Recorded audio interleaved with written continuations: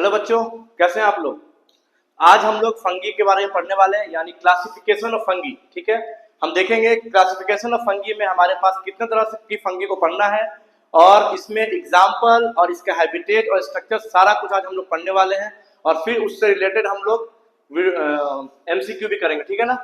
तो classification of fungi में हमारे पास चार तरह की फंगी है। एक है फाइकोमाइसिटीज, दूसरा है एस्कोमाइसिटीज, तीसरा है बेसिडियोमाइसिटीज और फोर्थ है आपका ड्यूटेरोमाइसिटीज। ठीक है, तो सबसे पहले हम फाइकोमाइसिटीज को लेकर चलते हैं। फाइकोमाइसिटीज के बारे में ये कहा जाता है कि फाइकोमाइसिटीज जो आपका है, इसे हम लोग एक और नाम से जानते हैं जिसे हम लोग बोलते हैं अलगल फंगी, है ना, अलगल फंगी। उसके बाद अगर हम इसकी हैबिटेट की बात करें तो फाइकोमाइसिटीज जो हमें है वो मिलेगा एक्वेटिक एरिया में। याद रखिएगा, सिर्फ और सिर्फ फाइकोमाइसिटीज ही ऐसा फंगी है जो एक्वेटिक एरिया में देखने को मिलता है ना। चलिए आगे देखते हैं। उसके बाद हमें मिलेगा डैम प्लेस में, ठीक है, मॉइस्ट प्लेस में, ग्रो ऑन डिकेइंग वुड यानी सड़ी गली लकड़ियों के ऊपर में आपको ये मिलेगी, ठीक है ना।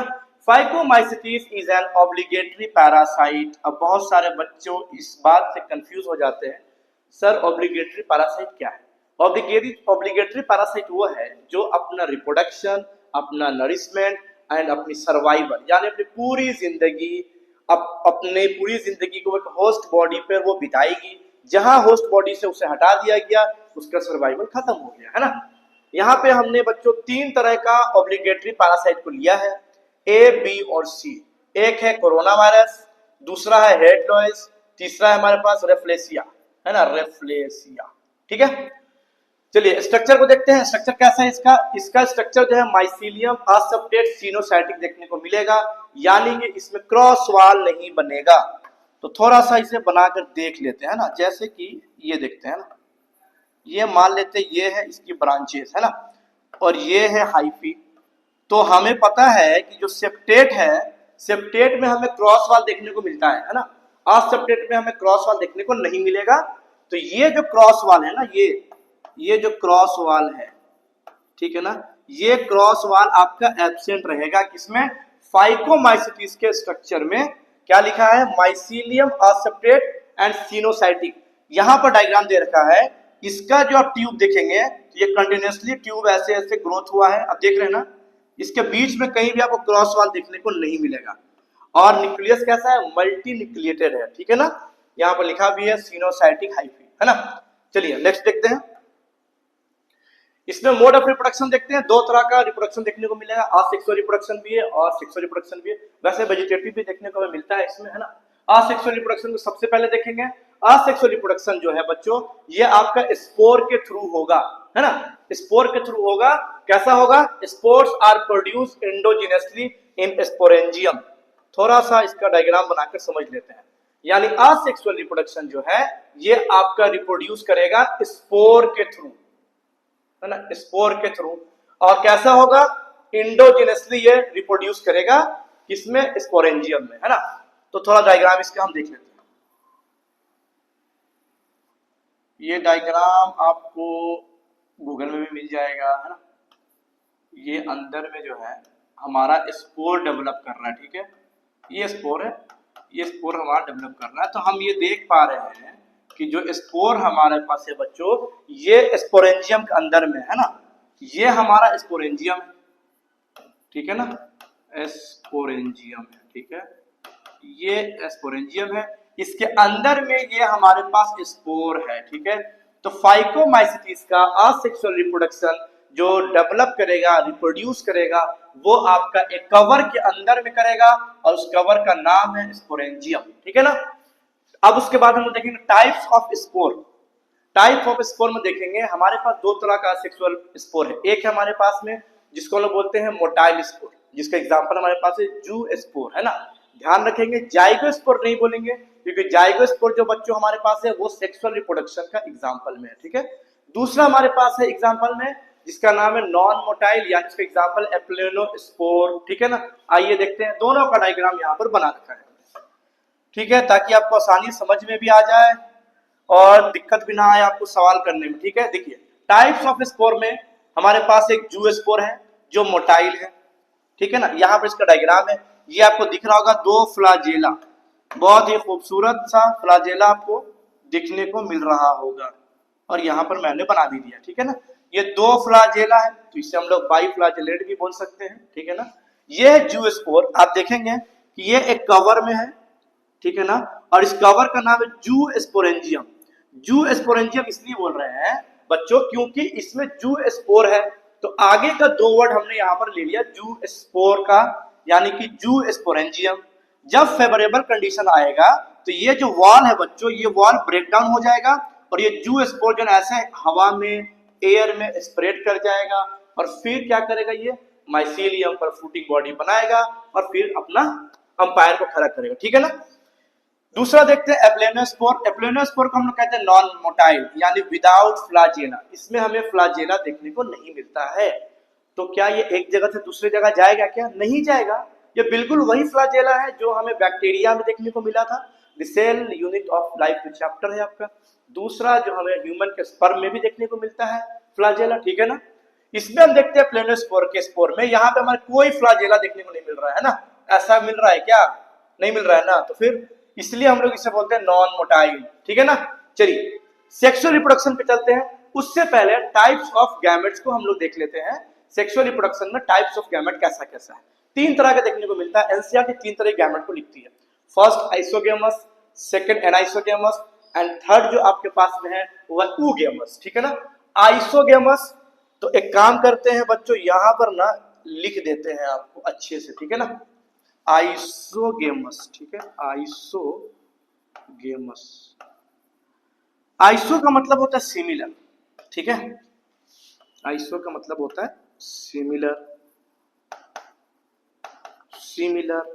गैमस वर्ड जो है ना बच्चों, ये गैमस जो है ना गैमेट को रिप्रेजेंट करता है। वो भी सकता है मेल गैमेट हो, वो भी सकता है फीमेल गैमेट हो, है ना।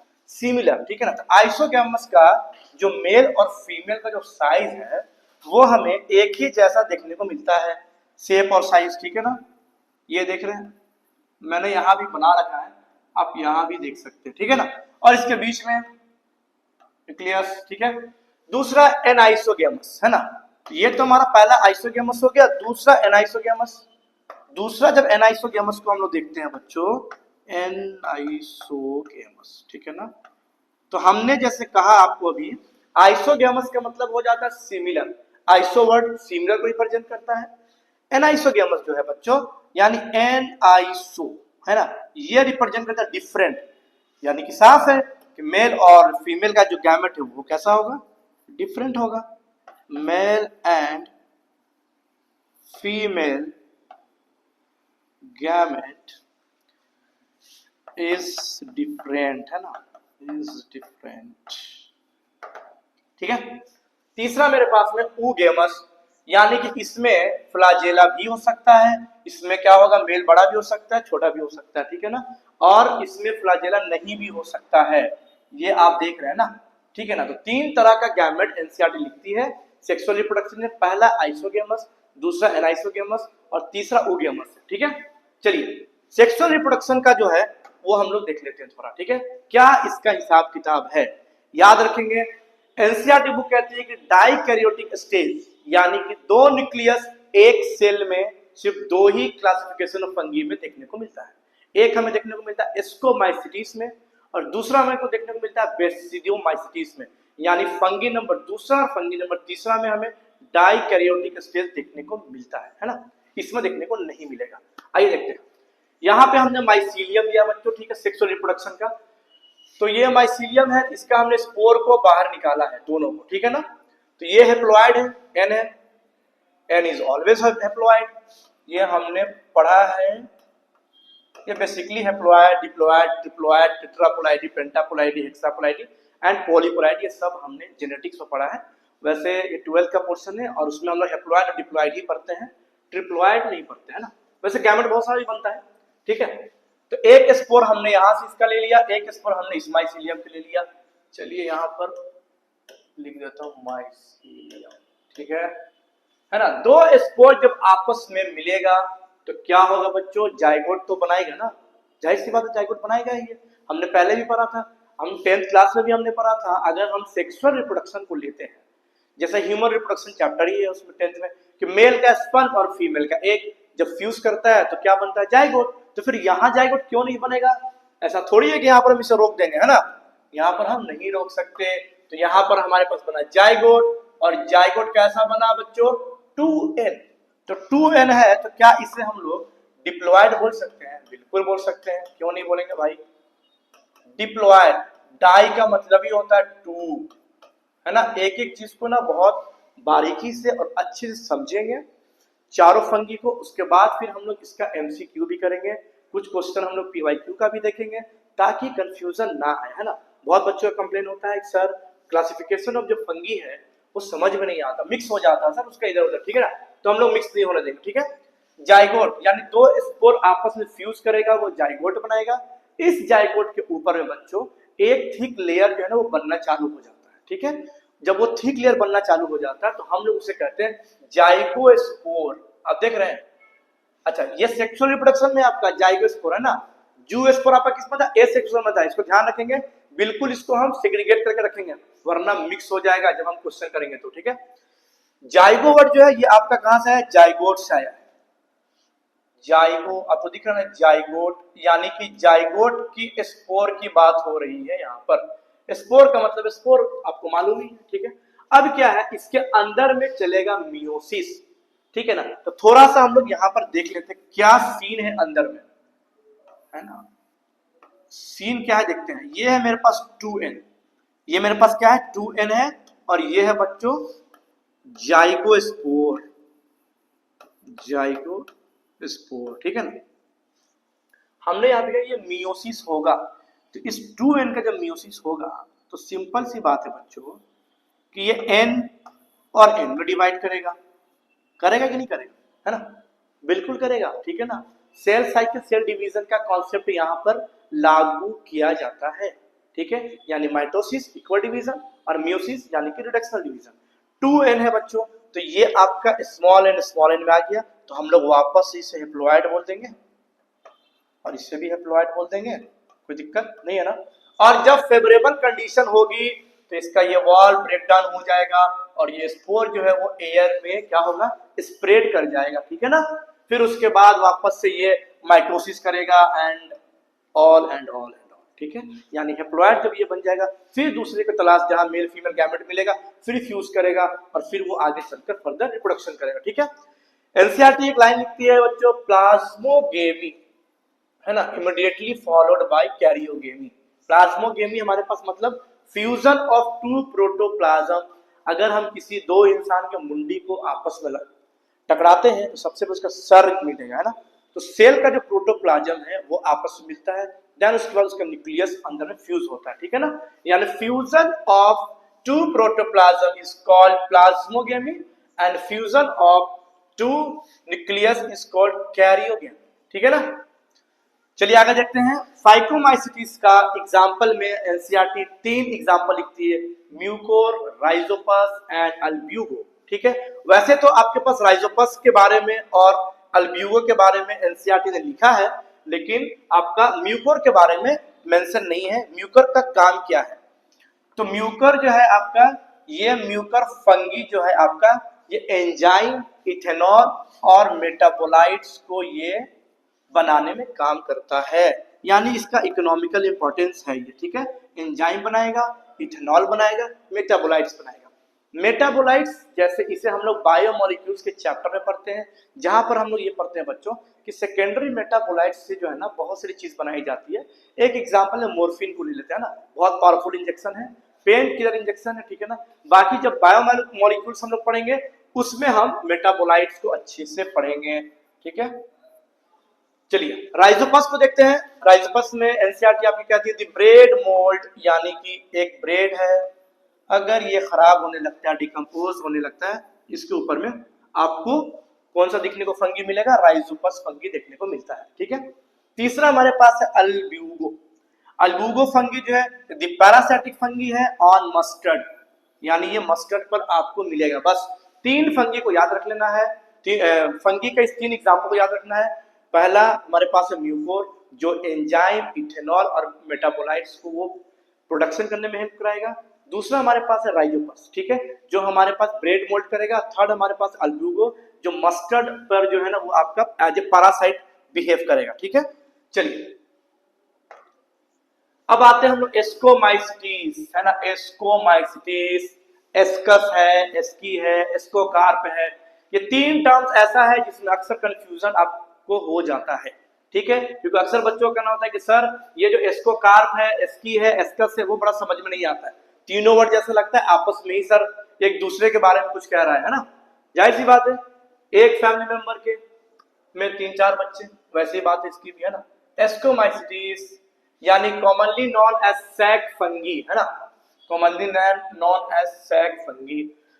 देखो बच्चों, एस्कोमाइसिटीज में हमारे पास, वैसे तो हमने फंगी के बारे में पढ़ा था, एनसीईआरटी में टेबल दे रखा है कि जो फंगी है वो टिश्यू लेवल तक की उसकी बॉडी है, लूज टिश्यू है ना।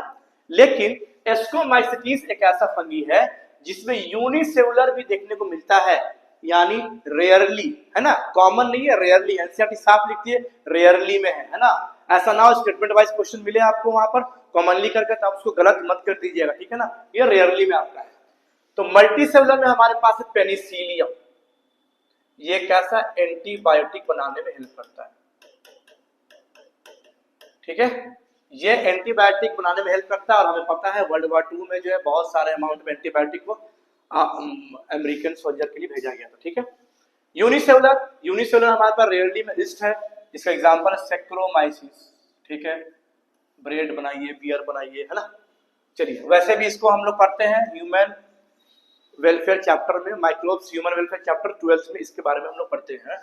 न्यूट्रिशन देखते हैं कैसा है एस्कोमाइसिस में, पैरासिटिक है, सिम्बायोटिक रिलेशन है और सेप्रोफाइटिक है, यानी कि डीकंपोज बॉडी पर, सरे गली बॉडी पर जो है ना ये अपना सर्वाइवल करने वाला है, ठीक है। चलिए हैबिटेट में सरी गली यानी कि हैबिटेट में हम देखते हैं ये कहां ग्रोथ करेगा, ये डंग पे मिलेगा, यानी कोप्रोफाइलस, है ना, कोप्रोफाइलस, ठीक है। एस्कोमाइसिटीज फंगी ही ऐसा है जो डंग पर ग्रो करता है, एनसीईआरटी उसके बारे में कहती है, ठीक है, यहां से हम लोग गलत नहीं करेंगे। फिर हमारे पास आता है स्ट्रक्चर, स्ट्रक्चर कैसा है, माइसीलियम ब्रांच्ड है एंड सेप्टेट है, यानी इसमें क्रॉस वाल देखने को आपको मिलता है, ठीक है ना, इसमें आपको असेप्टेट सिनोसाइटिक देखने को नहीं मिलेगा, ठीक है ना। अगर मैं इसे बनाऊं तो इसे समझेंगे, ये देखिए, ठीक है ना, ये सेप्टेट, ये क्रॉस वॉल है, क्रॉस वॉल है, इसी तरह से बहुत सारी हाइफी होगी, ठीक है बच्चों, और इसमें न्यूक्लियस होगा, इसीलिए कहती है कि बहुत सारा हाइफी मिलकर एक ब्रांच बनाता है जिसे हम लोग कहते हैं माइसीलियम, और multi nucleated tube like structure, है ना। तो इसमें आपको सेप्टेट है, याद रखिएगा, फाइकोमाइसिटीज में आपका असेप्टेट माइसीलियम सिनोसाइटिक है, इसमें सेप्टेट है आपका, है ना। मोड ऑफ रिप्रोडक्शन इसका देखते हैं बच्चों, तो मोड ऑफ रिप्रोडक्शन में asexual reproduction, vegetative reproduction and sexual reproduction, ठीक है। असेक्सुअल रिप्रोडक्शन को हम लोग देखते हैं, ये माइसीलियम है यहाँ पर, ठीक है, इस माइसीलियम का ये आपका एक स्पोर है जो कि ये भी पहले हैप्लॉइड होगा, है ना, एन होगा, 1 मिनट, ये एन होगा, है ना, माइसीलियम देखिए यहाँ पर लिखा हुआ है, ठीक है ना। इसके ऊपर में फ्रूटिंग बॉडी बनेगा माइसीलियम के ऊपर में, उसके बाद क्या है, उसके ऊपर कोनिडिया, आप देख रहे हैं ये है कोनिडियो 4, यानी जिसके ऊपर में कोनिडिया बेस्ड है उसे हम लोग कहते हैं कोनिडियो, ठीक है, उसे हम लोग कहते हैं कोनिडिया। कोनिडिया किसके ऊपर बेस्ड है, कोनिडियो 4 के ऊपर में बेस्ड है ना, उसके ऊपर में कोनिडियो 4 के ऊपर में कोनिडिया देखने को मिलता है, और कोनिडिया हमारा कैसा रिप्रोडक्शन करता है, असेक्सुअल रिप्रोडक्शन करता है, ठीक है। इसका एग्जांपल में यहाँ पर हमने ले लिया एप्लेनोस्पोर को वापस से, क्योंकि ये मोटाइल स्पोर नहीं है, हमने पढ़ा था फाइकोमाइसिटीज में 2 तरह का स्पोर, एक मोटाइल एक नॉन मोटाइल, है ना। तो जो नॉन मोटाइल था वो था हमारा एप्लेनोस्पोर, ठीक है। चलिए नेक्स्ट स्लाइड देखते हैं।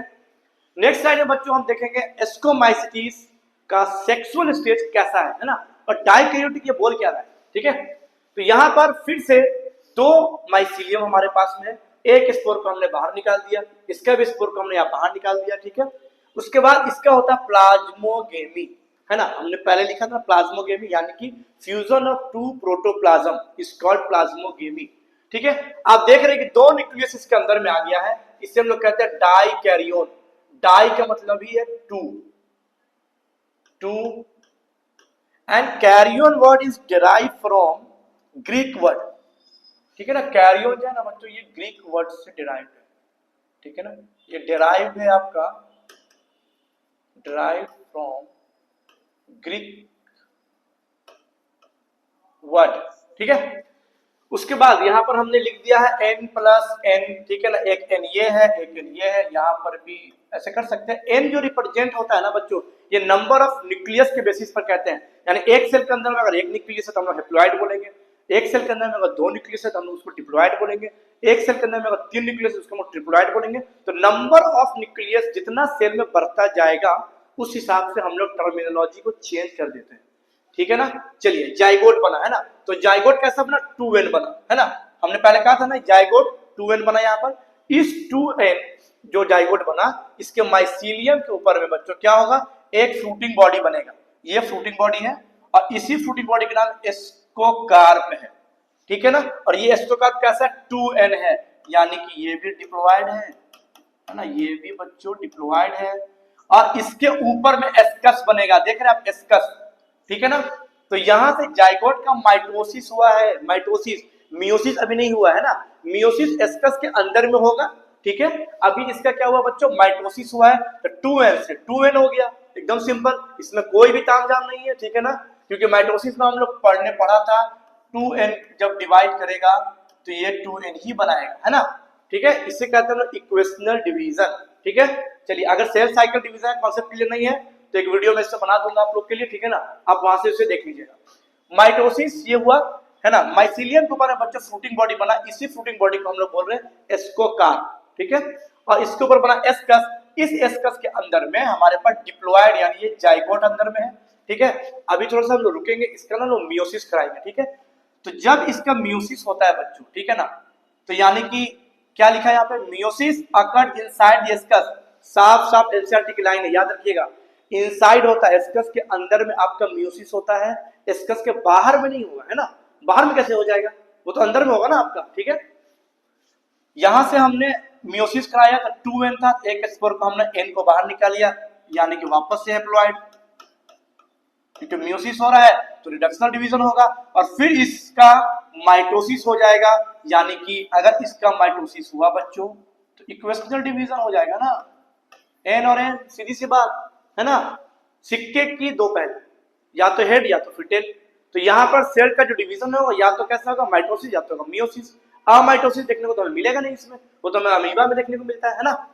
चलिए उसके बाद क्या है, सेक्सुअल स्पोर प्रोड्यूस इंडोजिनसली, है ना। एस्कोमाइसिस में जिसमें डाइकैरियोटिक स्टेज हमें देखने को मिल रहा था बच्चों, इसका जो है एंडोजिनसली एस्कस के अंदर में ही ये प्रोड्यूस हो रहा है। और जब इसका मियोसिस हो जाएगा और फेवरेबल कंडीशन आ जाएगा बच्चों, तो इसका एस्कस का वॉल जो है ना ये सब ब्रेक डाउन हो जाएगा, ठीक है। ऐसा ब्रेक डाउन हो जाएगा और फिर इसमें से क्या होगा, ये स्पोर बाहर निकल जाएगा, ठीक है ना, मेटिंग करने के लिए, फिर अपने पार्टनर को तलाश करेगा। ऐसा नहीं है ना कि अंदर में ही रहेगा वो, ठीक है। एग्जाम्पल देखते हैं यहाँ बच्चों एस्कोमाइसिस का। एक है क्लेविकैप्स, दूसरा है स्पार्जिलस, तीसरा है न्यूरोस्पोरा और फोर्थ यहाँ पर ट्रफल्स एंड मोरेल्स, ठीक है। क्लेविकैप्स के बारे में वैसे आपका एनसीईआरटी बुक सिर्फ एग्जाम्पल लिखकर छोड़ दिया, लेकिन मैंने यहाँ पर थोड़ा सा ऐड कर दिया ताकि आप इंफॉर्मेशन ले लें कि भाई इसका काम क्या है ना। देखिए एक चीज याद रखिएगा बच्चों, नेचर ने जितने चीज को बनाया है ना वो ऐसे ही फालतू नहीं है, हर एक किसी का यूज है, हर एक किसी का रोल है अपना, इकोसिस्टम में बहुत बड़ा रोल है, चाहे वो एक यूनिसेलुलर ऑर्गेनिज्म क्यों ही ना, है ना। हमें लगता है कि नहीं ये चीज नहीं होना चाहिए, वो चीज नहीं होना चाहिए, है ना, ऐसा नहीं है, ठीक है। तो क्लेविकैप्स के बारे में जब पढ़ा गया, स्टडी किया गया, तो मालूम पड़ा कि ये माइग्रेन को ट्रीट करने में हेल्प करता है। यानी कि ये माइग्रेन का जो प्रॉब्लम होता है, वन साइड पेन करना, है ना, वो माइग्रेन का सिम्टम है आपका, यहाँ पर अक्सर पेन करेगा, ठीक है, इस साइड में। दूसरा पार्किंसन डिजीज को ये ठीक करने में हेल्प करता है। तीसरा पोस्टपार्टम ब्लीडिंग, यानी डिलीवरी के बाद कभी कभी कुछ फीमेल के साथ एक्सेस ब्लीडिंग होने लगता है, तो इससे दवाइयां बनाई जाती है, ठीक है ना। ये फार्मास्यूटिकल इंडस्ट्री से यूज करती है। वैसे तो उससे पहले बायोटेक्नोलॉजी डिपार्टमेंट बनाती है ना, इसको फार्मास्यूटिकल इंडस्ट्रीज में भी बनती है दवाइयाँ, ठीक है। स्पार्जिलस, स्पार्जिलस याद आ रहा है, स्पार्जिलस नाइगर इसका पूरा नाम है, और इसे हम लोग microbes in human welfare chapter में ही इसको हम लोग वहां पढ़ते हैं, ठीक है ना, 12 का चैप्टर है वो।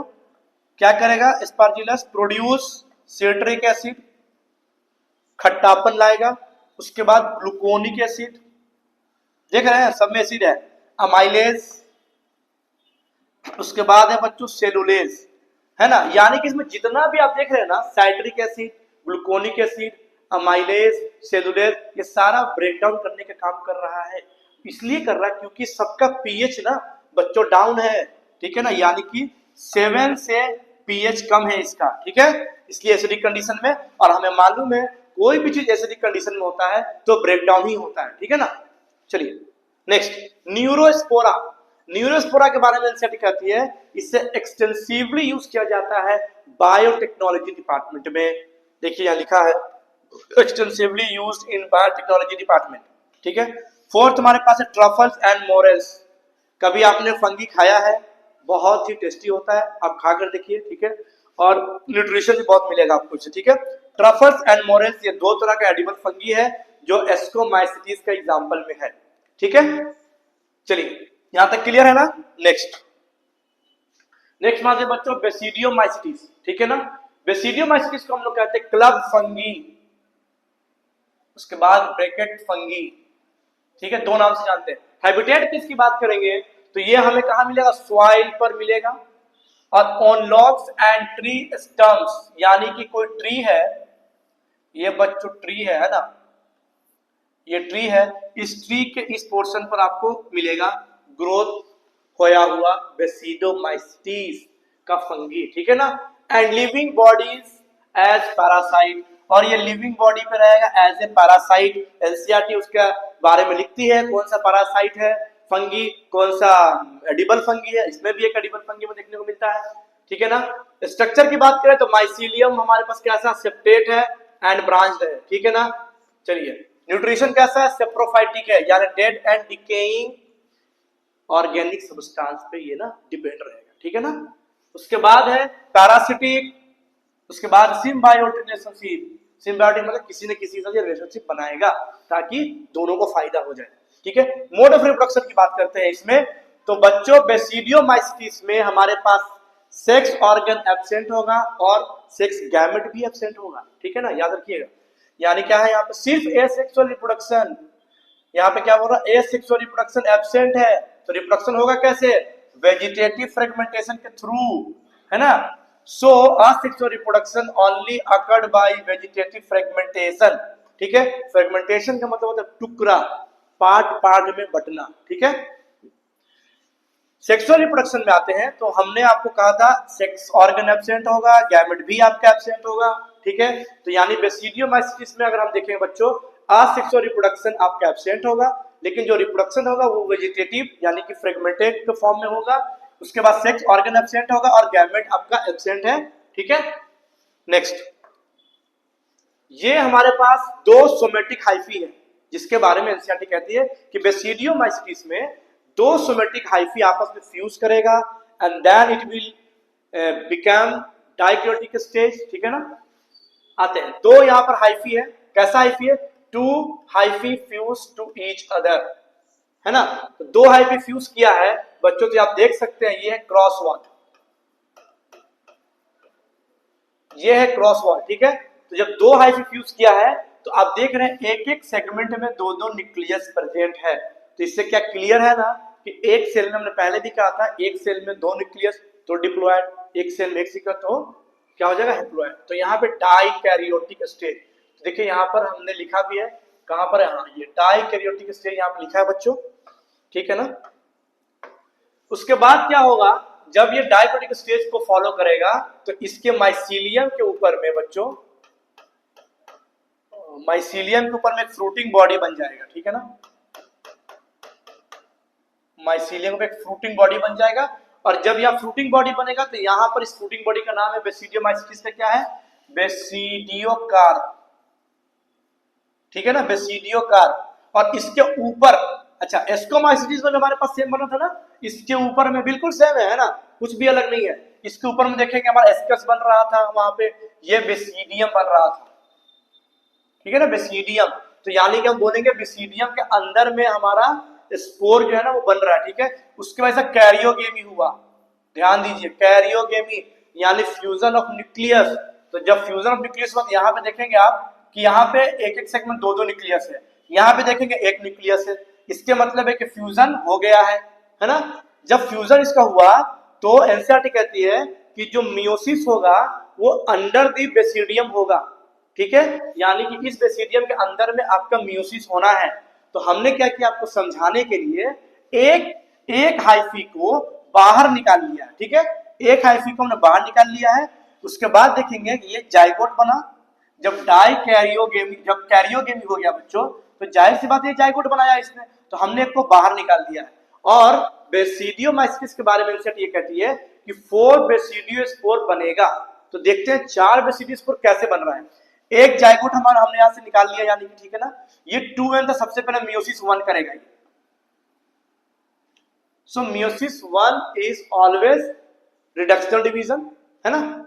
उसके बाद जब मियोसिस 1 होगा बच्चों, तो ये हैप्लॉइड और हैप्लॉइड हो गया ना, ठीक है।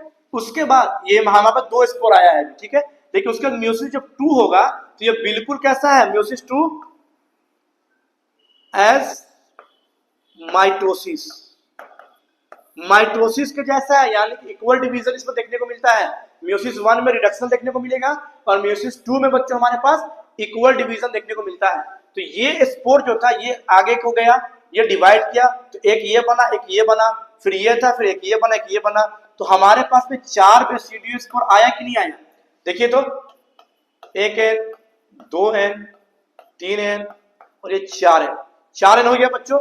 उसी को हमने यहां लिख दिया है, 4 basidiospore formed under basidium through meiosis division. तो यहां पर हमारे पास मियोसिस 2 हो रहा है, एक मियोसिस 1 भी हो रहा है, एक मियोसिस 2 हो रहा है, तब जाकर हमारे पास 4 बेसिडियोस्पोर बनेगा, ठीक है। अगर दो बेसिडियोस्पोर बनेगा दैट मींस सिर्फ मियोसिस 1 ही हो रहा है, ठीक है ना, क्लियर है ना। एक बार और देख लीजिए, 2 हाइफी आपस में फ्यूज करता है बच्चों, डायक्रेटिक स्ट्रेच को फॉलो करता है। माइसीलियम के ऊपर में देखेंगे हमारे पास फ्रूटिंग बॉडी बनेगा, फ्रूटिंग बॉडी का नाम है बेसिडियोकार्प, इसके ऊपर में बेसिडियम बनेगा। इस बेसिडियम के अंदर में अभी मियोसिस नहीं हुआ है, अभी फ्यूजन भी नहीं हुआ है, अभी पहले कैरियोगेमी होगा। कैरियोगेमी हुआ तो ये फ्यूजन हो गया दो न्यूक्लियस का, तो ये बना लिया जाइगोट, और ये जाइगोट का मियोसिस 1 और मियोसिस 2 होता है, जिसके कारण हमारे पास 4 बेसिडियोस्पोर देखने को मिलता है, ठीक है, क्लियर है ना। चलिए नेक्स्ट, कैसा कैसा इसका एग्जांपल है। सबसे पहला एक पैरासिटिक फंगी, बेसिडियोमाइसिटिस में पैरासिटिक फंगी जो है वो 2 है। एक है पुसीनिया, पुसीनिया क्या करेगा, रस्ट करेगा, ठीक है, पुसीनिया क्या करेगा बच्चों, रस्ट करेगा। दूसरा है स्टीलेगो, ये क्या है, स्मट्स करेगा। किस पे करेगा, व्हीट के लीफ पर स्मट्स करेगा, जिसके वजह से जो व्हीट का लीफ है ना बच्चों वो ब्राउन कलर का दिखता है ना। तो हमने यहाँ पे लिख दिया disease on wheat leaf look like brown in colour, ठीक है। उसके बाद यहाँ पर एडिबल मशरूम है, एडिबल मशरूम किसका एग्जांपल है यहाँ, एग्रीगस, एगेरिकस, एडिबल मशरूम जो है बच्चों उसका एग्जांपल एगेरिकस है, ठीक है। थर्ड हमारे पास है पॉइजनस फंगी यानी टोड स्टूल, ये सब याद रखेंगे बिल्कुल, है ना। उसके बाद पफ बॉल, पफ बॉल हमारे पास कैसा है, एंटीऑक्सीडेंट, ठीक है, एंटी माइक्रोबियल फूड सोर्स है, ये ट्रेडिशनल मेडिसिन को बनाने में काम करेगा ये। तो यानी पफ बॉल हमने देख लिया क्या क्या, एंटीऑक्सीडेंट यानी बॉडी से हमारा जो भी टॉक्सिक वगैरह है उसको ये निकालने का काम करते हैं, ठीक है ना। एंटी माइक्रोबियल है, फूड सोर्स है, ट्रेडिशनल मेडिसिन है, ठीक है ना। मैंने यहाँ पर एक्स्ट्रा पॉइंट ये ऐड किया है, जबकि ये आपकी एनसीईआरटी बुक में नहीं है ना। लास्ट फंगी हमारे पास ड्यूटेरोमाइसिटिस, उसके बाद फटाफट हम लोग इसको रिवीजन कर लेंगे एक बार में, ठीक है ना, देख लेते हैं। ड्यूटेरोमाइसिटिस बहुत सिंपल है। ड्यूटेरोमाइसिटिस के बारे में ये कहा जाता है बच्चों, ये इम्परफेक्ट फंगी है, इसलिए इसे इम्परफेक्ट फंगी बोला जाता है क्योंकि इसमें सेक्सुअल स्टेज अभी तक डिस्कवर नहीं है ना। ऐसा नहीं सेक्सुअल स्टेज होता ही नहीं है ना। जैसे क्या होता है ना कि देखिए हमें ना कुछ फंगी मिला, तो उस फंगी को हमने डिस्कवर किया, ठीक है, उस पर स्टडी किया, तो बहुत सारे फंगी का इंफॉर्मेशन हमारे पास में नहीं है। हो सकता है कल होकर ड्यूटेरोमाइसिटिस में कोई ऐसा फंगी मिल जाए जो सेक्सुअल रिप्रोडक्शन कर रहा हो, तो उसको वापस से हम लोग उठाकर या तो एस्कोमाइसिटिस में डाल देंगे या फिर हम उसको बेसिडोमाइसिटिस में डाल देंगे, ठीक है ना।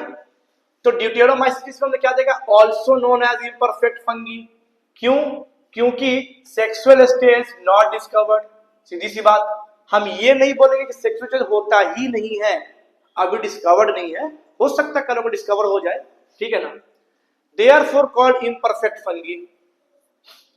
Only asexual reproduction occurred, सिर्फ asexual reproduction मिलेगा, ठीक है ना। बाय स्पोर कॉल्ड कोनिडिया, यानी वापस ये डायग्राम आपको याद होनी चाहिए, ये कोनिडियो फोर था, इसके ऊपर में कोनिडिया ऐसे ऐसे बच्चों बना हुआ था, ठीक है ना।